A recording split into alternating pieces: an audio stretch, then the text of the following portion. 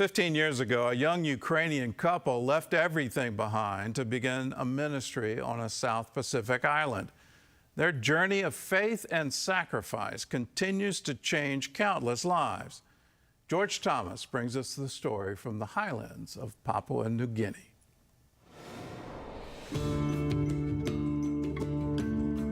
In 2011, Ira and Zhenya Konstantinik arrived in one of the most remote places on Earth. Far from Ukraine and modern conveniences, they stepped into the jungles of Papua New Guinea with little more than faith and a belief that this is where God had called them to be. For the first week, it was so romantic. You know, everything was so exciting. And here I am, a mission in Papua New Guinea. The reality became harsher than anything they imagined. And then we all got sick.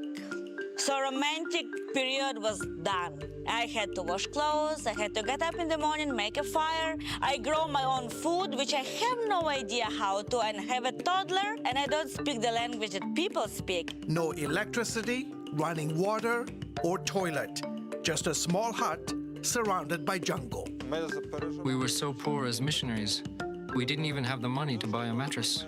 In 2011, Zhenya, Ira, and their 2-year-old son Matvi landed here on the shores of the Yonki Dam in the highlands of Papua New Guinea. Their home, which was basically a hut made of bamboo and leaves, was right around the bend of this lake. That first year as missionaries was no walk in the park. Rats were crawling under our blankets, on our legs, bellies. Then came a moment Ira says she'll never forget. She woke up in the middle of the night, lit a lantern, and looked at her son. I saw that his face was covered in ants.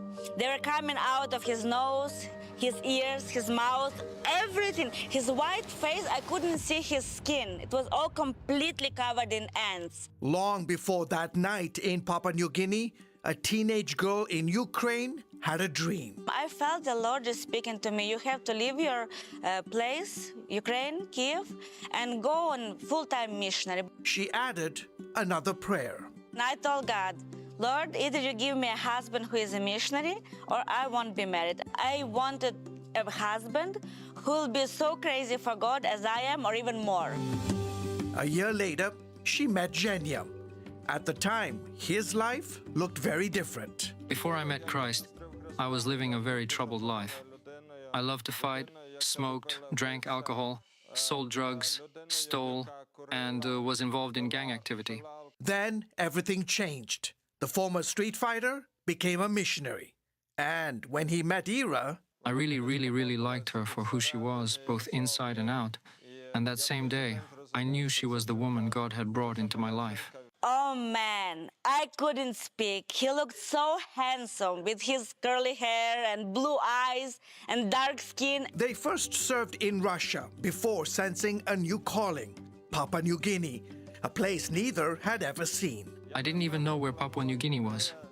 Not everyone supported their decision. They told me, look at yourself. What if you fail? What if you get sick? What if you get eaten, you know? In Papua New Guinea, there are people who eat people. After the birth of their daughter in Ukraine, Ira says she found herself questioning whether she could return. Then something changed. She says her love for the Papua people had grown deeper than she ever imagined. For the first time in my life, I could feel just a tiny bit of God's love for them, how God feels for them, how God's heart is broken for them. In that instant moment, I knew I'm going back. And not only I'm going back, I will never call Ukraine my home again. I will call Papua New Guinea my home. 15 years later, that decision still shapes every part of their lives. The family now lives on land known as Promised Land. Years ago, local businessman Bumugaru donated the property after believing God told him to give it to the missionaries. I'm so glad I did, because I've seen how God has used the land to bear so much fruit. What was once an overgrown field is now home to a thriving ministry. They opened their home to children with nowhere else to go. When we moved to Promised Land, we took in 11 boys from the street. Today, their family includes biological and adopted children. It just feels like home.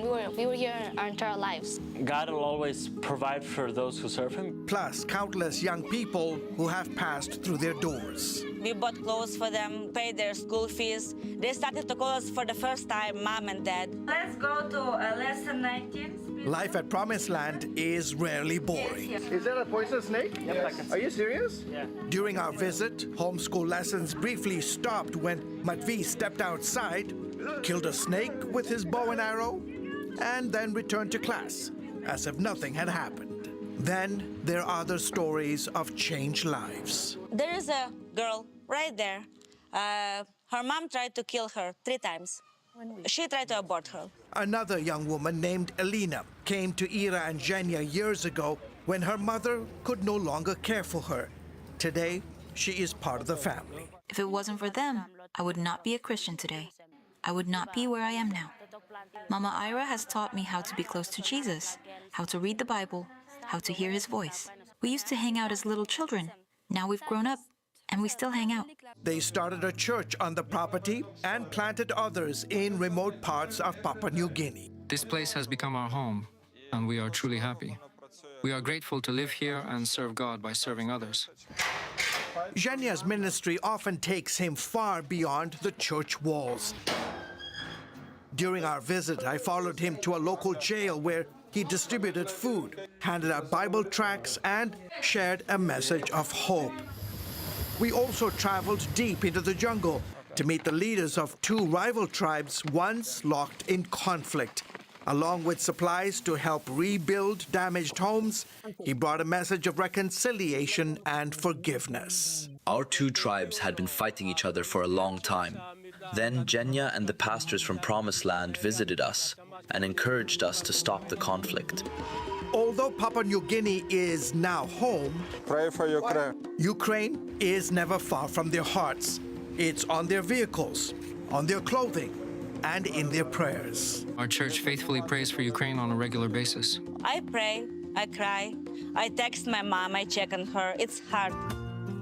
Whether she's leading a Bible study for young people, ministering to women in the community, or like on this particular day, stitching up a man's injured finger, Ira is always finding ways to serve. Touch your people, Lord. But if you ask her, her most important ministry is caring for her family at home. Amen. And around Promised Land. Stop cooking so good, Mom. I know, stop it. All the ice creams, homemade ice cream. She's known for more than her servant's heart. Yes, I love to bake and cook. Her cooking and baking have become legendary. People need bread. Not just spiritual bread, but physical bread. Ask people who live with us.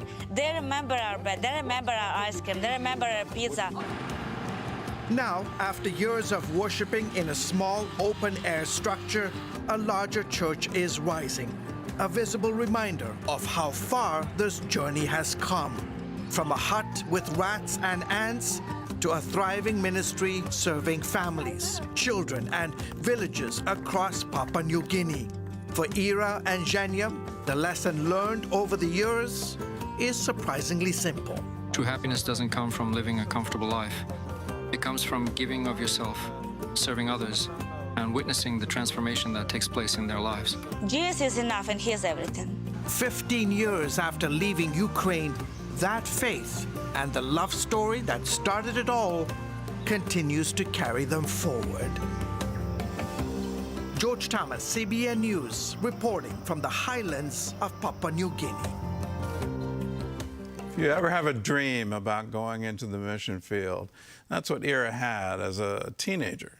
She had a dream, and she followed that dream. She said, I wanted to order my life around that, and I want to find a husband who's just as crazy for God as I am.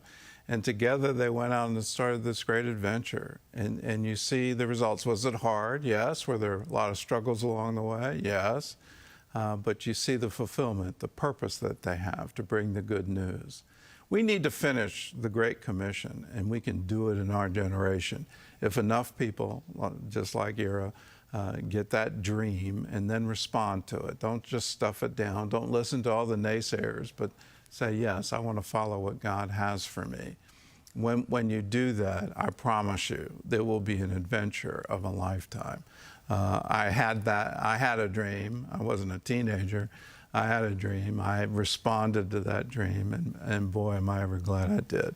What a great adventure awaits. Let us resolve that if we don't go, we can at least send. If you want to know more about Promised Land, there's a link on cbnnews.com in this story where you can go to their Facebook page or their YouTube page, and you can find out more about their wonderful adventure, and you too can be a part of it. That's a wonderful thing. Again, if you can't go, you can send, and so make sure you're supporting anyone who is trying to complete this wonderful Great Commission.